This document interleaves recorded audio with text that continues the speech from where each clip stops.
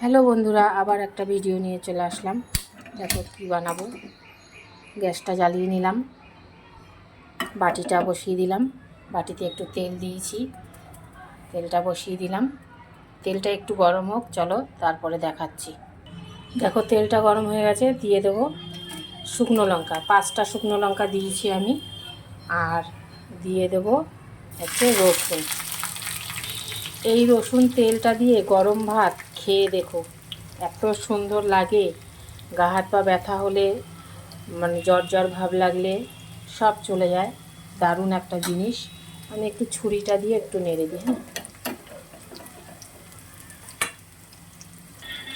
দেখো নামিয়ে নিয়েছি, তাও ফুটছে, তেলটা গরম আছে। তো এই গরমেই রসুনটা একটু ভাজা ভাজা হয়ে যাবে, কিন্তু বেশি একদম কড়া ভাজা হলে রসুনটা ভালো লাগবে না, তাই আমি নামিয়ে নিলাম।